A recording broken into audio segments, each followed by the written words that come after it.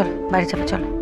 না আন্টি, তোমাকে যেতে হবে না, আমি একাই চলে যাব। হুম, একা কোথাও যাবে না, আমি তোমায় দিয়ে আসবো। ওঠো। তোমার যাওয়ার কোনো দরকার নেই। আমাদের পাড়ার লোকরা যদি দেখে তুমি আমাদের বাড়িতে ঢুকছো, তাহলে তো তোমাকে ওরা মারবে। মারবে? মানে মারবে কেন? পুলিশ বাবাকে নিয়ে যাওয়ার পর আমাদের পাড়ার লোকজন আমাদের পুরো বাড়িটাকে ঘিরে রেখেছে। কাকা কথা বলতে বাইরে আসলে কাকা করে খুব মেরেছে। সে কি? তাহলে তুমি এখানে কি করে এলে?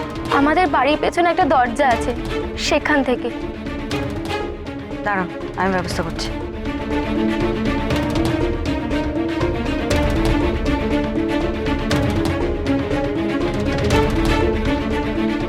হ্যাঁ মিথিলা, শোনো, বলছি শাইনির বাড়ির সামনে একটু প্রোটেকশনের ব্যবস্থা করতে হবে।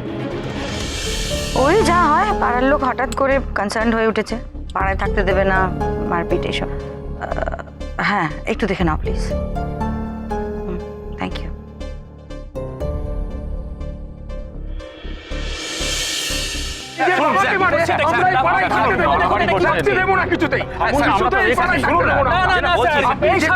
আমরা পাড়ায় থাকতে দেবো না, ওদেরকে খালি করতে এক্ষুনি। স্যার শুনুন, যে নিজের বাবাকে মারে তারা মানুষ নয়, তাদেরকে আমরা এই থেকে পাড়া ছাড়া করবো। হ্যাঁ আচ্ছা, আমরা তো দেখছি ব্যাপারটা, বললাম নাকি? অফিসার, কি ব্যাপার? এখানে এত ভিড় কেন? কে আপনি? আপনাকে কি কৈফিয়ত দেবো নাকি? আপনি কি দত্তবাড়ির কেউ? যদি তাই হন তো এক্ষুনি ওনাদের সবাইকে বলুন এইখানে বাইরে আসতে, এক্ষুনি। এই শোন, এই তোর মাকে কাকাকে এক্ষুনি ডেকে পাঠাতো। এখন মুখ লুকিয়ে বসে আছে কেন বাড়ির ভেতর? বড্ড বাড়াবাড়ি করছেন, বেশি কথা বলছেন আপনারা। শুনুন, আমাদের ধমকে কোনো লাভ হবে না স্যার, এসব আমরা পাড়ায় চলতে দেব না। চলতে দেবেন না? তা কি করবেন? উচিত শিক্ষা দেবো। আচ্ছা, আমি তো বুঝতে পারছি না আপনি কে। আমি যেই হই সেটা পরে জানতে পারবেন। আগে বলুন, কি বলছিলেন? কি শিক্ষা দেবেন? কি উচিত শিক্ষা দেবেন? বাড়ির লোকে টেনে মারধর করবেন? হ্যাঁ, দরকার হলে তাই করব। পরিষ্কার কথা হচ্ছে, এইসব অন্যায় আমরা এখানে চলতে দিচ্ছি না, দেব না। এই পাড়া ঠিক রাখার দায়িত্ব হলো আমাদের, শুধু আমাদের। হ্যাঁ আমাদের। আচ্ছা, খুব দরদ উতলে উঠছে। হঠাৎ দায়িত্বের কথা মনে পড়ে যাচ্ছে আপনাদের এখন? কই, বয়স্ক মানুষটা যখন ভুল করে কারোর বাড়িতে ঢুকে পড়তো তখন তো বিরক্ত হতেন আপনারা, তাই না? শুধু তাই নয়, বাড়ির লোককে ডেকে চার কথা শোনাতেও থামেননি। কই, তখন তো মনে হয়নি যে মানুষটার চিকিৎসার কথা বলি? হ্যাঁ, একটু আদর করে মানুষটাকে বাড়িতে ফিরিয়ে দিই। সে যাই হোক, তাতে আপনার কি? আপনি ওদের এত ওকালতি করতে এসছেন কেন? আচ্ছা, আপনার এত কিসের দরদ বলুন তো? হ্যাঁ, আপনিও বাড়ির কে? আপনি থামবেন, বড্ড বাজে কথা বলছেন আপনারা। আপনি চলুন তো madam, please sir, sir sir sir শুনুন, স্যার শুনুন, স্যার শুনুন। আরে আস্তে আস্তে আস্তে, দাঁড়া দাঁড়া, বাবালি দিস না, চিনতে পারছিস না? অভয়া মুখার্জি, গোয়েন্দা গোয়েন্দা। আরে হ্যাঁ, দাদুর কেসের ব্যাপারটা বোধহয় উনি এসছেন। মিসেস মুখার্জি, মিসেস মুখার্জি, আমাদের আপনি বাঁচান। দেখুন, সত্যি সত্যি আমরা কিচ্ছু করিনি, বিশ্বাস করুন। ওর বাবা কিচ্ছু করেনি, আমরা তো এ ব্যাপারে কিছু জানতামই না। আমাদের কোনো দোষ নেই, ওর বাবারও কোনো দোষ নেই, বিশ্বাস করুন। কোনো দোষ যখন নেই, তাহলে বৃদ্ধাশ্রমে গিয়ে কেন বলেছিলেন যে ঋষিকেশ বাবু বাড়ি ফিরে এসছেন? ভয় পেয়ে গেছিলাম, বিশ্বাস করুন, ভীষণ ভয় পেয়ে গেছিলাম। ভাবছিলাম যে যদি যদি ধরা পড়ে যায়, যদি সবাই ভাবে যে আমরাই কিছু করেছি। দেখুন মিসেস দত্ত, আমাকে সবটা ডিটেলে খুলে বলুন। একমাত্র তাহলেই হয়তো আমি আপনাদের কিছু সাহায্য করতে পারবো। বলছি, সব বলছি, কিন্তু তার আগে আপনি চা বা কফি কিছু? না, লাগবে না, আপনি শুরু করুন।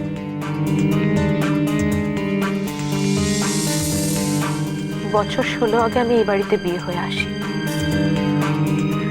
তখন সদ্য আমার শ্বশুরমশাই রিটায়ার করেছেন, ব্যাংকে বিরাট চাকরি করতেন, ভালো টাকা পয়সা ছিল, আর বড় ছেলের ব্যবসা। মূলত এসব দেখেই আমার বাবা বিয়েটা দিয়েছিলেন এ বাড়িতে। কিন্তু বিয়ের পর মোহভঙ্গ হলো। পুরোটা। আমি বিয়ের পর বুঝতে পারলাম যে লোকটার সাথে আমার বিয়ে হয়েছে আসলে সে একটা অকর্মণ্য অপদার্থ লোক। বাবার টাকার উপর ভরসা করে তার বোল চাল।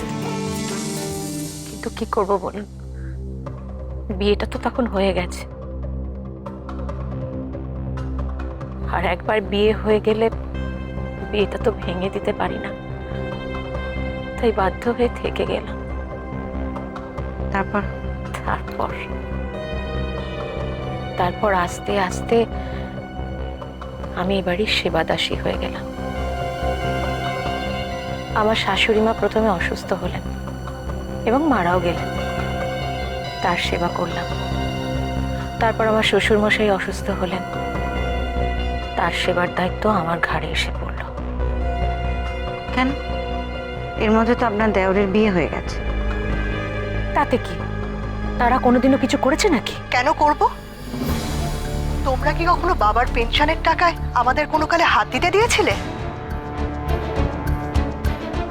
বেঁচে থাকাকালীন বাবা তো প্রায় 40,000 টাকা পেনশন পেতেন। সবটাই তো নিজেদের পকেটে পুড়তে। সে কি ইচ্ছে করে করতাম নাকি? উপায় ছিল না তাই করেছি। তুমি খুব ভালো করে জানো সীমা, এই দুই ভাই কোনোদিন কোনো কালে কিছুই করতো না। তোমার বাবা তোমাদের সংসার টেনেছেন, তোমার বাবার জোর ছিল, পেরেছেন। আমার বাবার কোমরের অত জোর ছিল না, তাই শ্বশুরের পেনশনের টাকাতে সংসার চালাতে বাধ্য হয়েছে। কিন্তু বিশ্বাস করুন, বাবাকে মারার কথা আমরা ভাবতেও পারি না। তাহলে ওনার নিখোঁজ হয়ে যাওয়ার কথা লুকোলেন কেন? ওই যে শুরুতেই আপনাকে বললাম, ভয়, খুব ভয় হতো। মনে হতো ওনার নিখোঁজ হয়ে যাওয়ার খবরটা পেয়ে যদি পেনশনটা আটকে যায়। এত স্বার্থপর। পিঠে দেয় মিসেস মুখার্জি।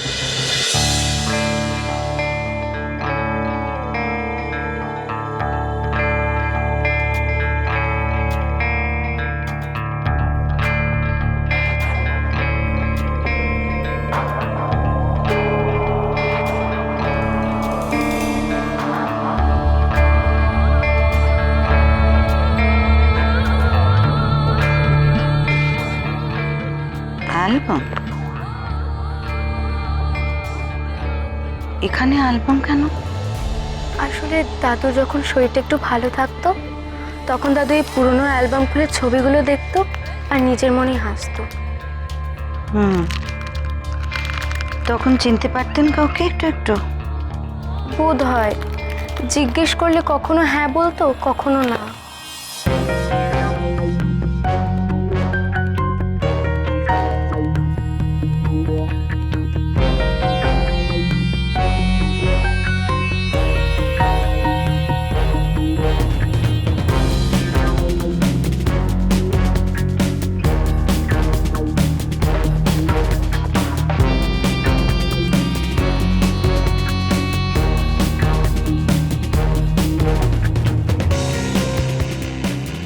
অ্যাডভোকেট পরিমল নন্দী, কাকাবাবু?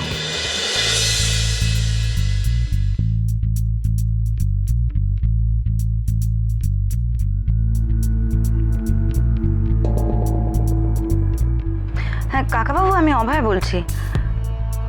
হ্যাঁ, বাবা ভালো আছেন। আপনারা? আচ্ছা আচ্ছা। কাকাবাবু, আপনি কি কাল সকালে বাড়িতে আছেন? আসলে আমার একটু দরকার ছিল, আপনার কাছে যেতাম। হ্যাঁ, জরুরি দরকার। আমি গিয়ে সবটা বলি। থ্যাংক ইউ কাকাবাবু।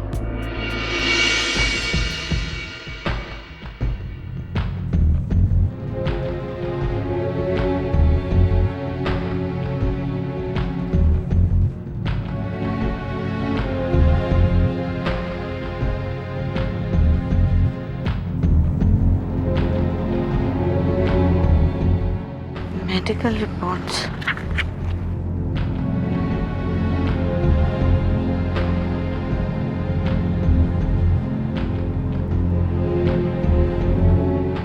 বছর আগে একটা অপারেশন। মাই গড, বুকের বাঁদিকের দাগটা কি তাহলে?